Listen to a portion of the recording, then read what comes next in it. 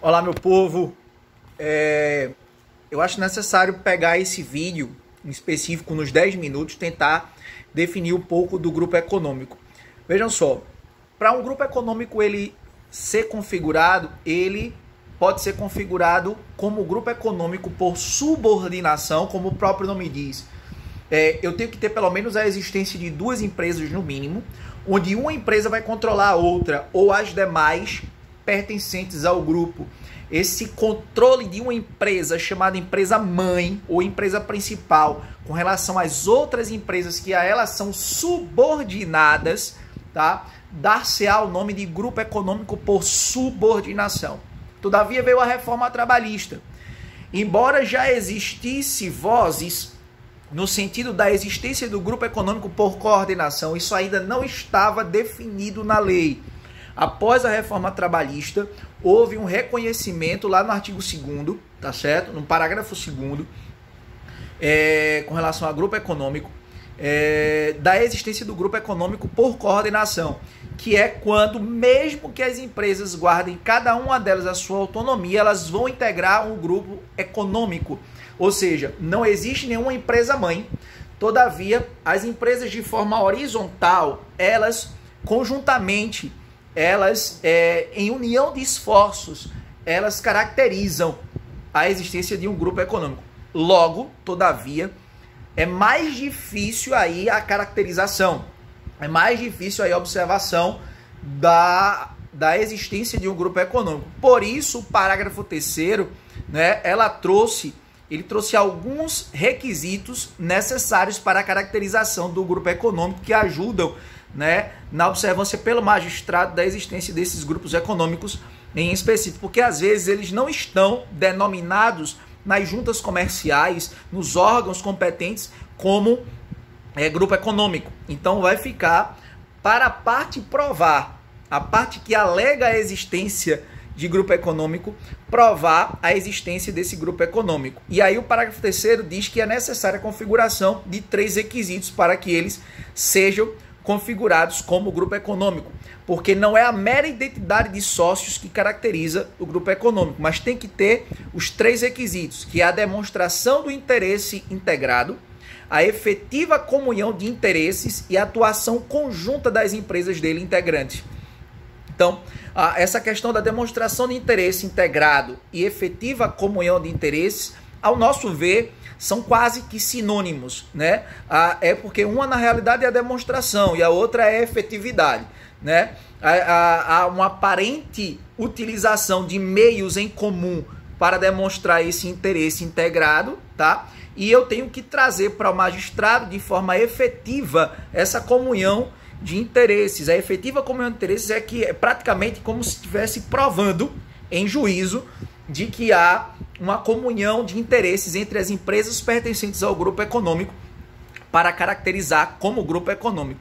E a atuação conjunta, essa atuação conjunta também deve ser comprovada das empresas integrantes do grupo econômico na tentativa de angariar lucros, tá? Então, resumindo, são determinados fatores que vão levar o magistrado a entender de que essas empresas estão trabalhando conjuntamente com a finalidade lucrativa em específico, uma finalidade lucrativa única de angariar entre eles, entre as empresas pertencentes do grupo, finalidade lucrativa. Então, parta do pressuposto de que quando eu falo em grupo econômico por subordinação, a gente tem uma questão muito mais fácil, porque quando eu tenho um grupo econômico por subordinação, eu tenho que as empresas envolvidas estão sob direção e controle de administração de outra, como eu já falei para vocês.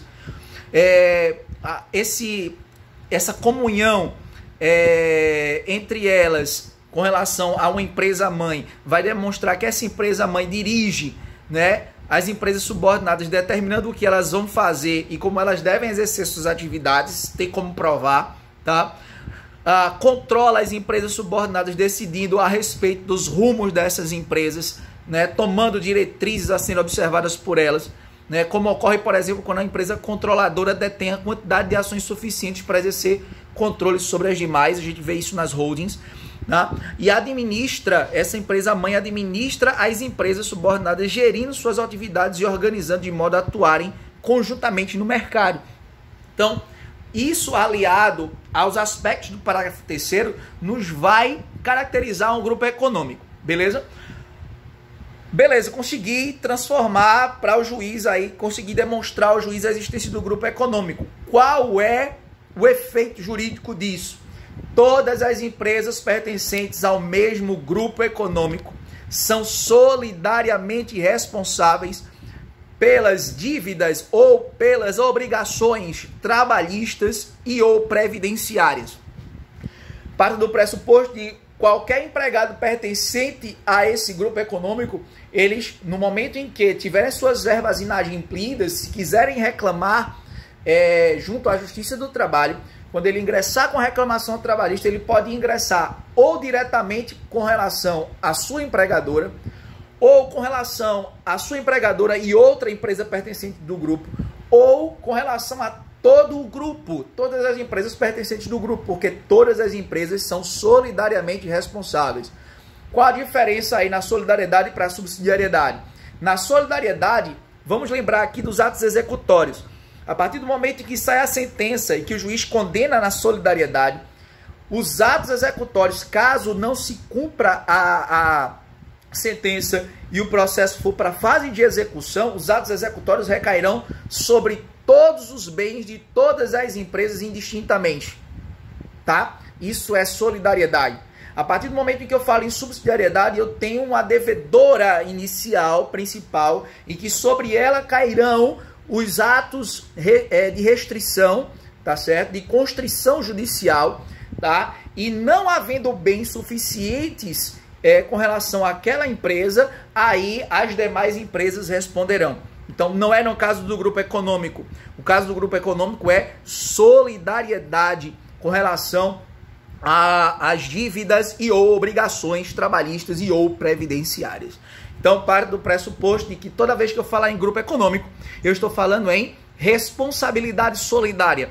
Toda vez que eu falar em grupo econômico, eu estou falando em responsabilidade solidária. Toda vez que eu falar em grupo econômico, eu estou falando em responsabilidade solidária, tanto ativa quanto passiva. Passiva com relação às obrigações, ativa com relação à possibilidade de um mesmo empregado, ele poder ser chamado por qualquer empresa do grupo para trabalhar. E se isso acontecer, desde que seja dentro do mesmo horário de trabalho, desde que seja dentro da mesma jornada de trabalho, meu povo, isso não caracteriza a coexistência de mais de um contrato do trabalho. Eu coloquei para vocês aqui no nosso material a súmula concernente a isso, que é a súmula 129 do Tribunal Superior do Trabalho. Súmula super importante, súmula 129 do Tribunal Superior do Trabalho, que fala especificamente da solidariedade também ativa na relação contratual entre o empregado e as empresas de um grupo econômico. Esse empregado ele pode ser chamado para trabalhar em qualquer empresa do grupo econômico e desde que ele trabalhe na mesma jornada de trabalho para a qual foi contratado, não vai coexistir mais de um contrato de trabalho, meu povo. Então, grupo econômico é um tema extremamente importante, muito difícil na prática, a partir do momento que eu não tenho um grupo definido, como é o grupo Paz Mendonça, como é o grupo Silvio Santos, tá? O grupo Globo. Então, como o grupo ele não é caracterizado de forma notória ou já é específico na junta comercial, nos órgãos competentes de registro, caracterizar o grupo econômico hoje é muito difícil, mas a gente viu todas as características, tanto de um grupo econômico por subordinação, quanto um grupo econômico por coordenação. A diferença entre elas, no subordinação eu tenho uma empresa-mãe que controla, dirige e administra as demais. Todavia, quando eu falar em grupo econômico por coordenação, a relação não é mais verticalizada, é horizontal. Eu tenho empresas que conjuntamente juntam esforços na finalidade lucrativa, mas não existe nenhuma empresa que está gerindo as demais. Elas, cada uma, guardam a sua autonomia. Lembrando, essas empresas não precisam, tanto na subordinação quanto na coordenação, não precisam ser do mesmo ramo.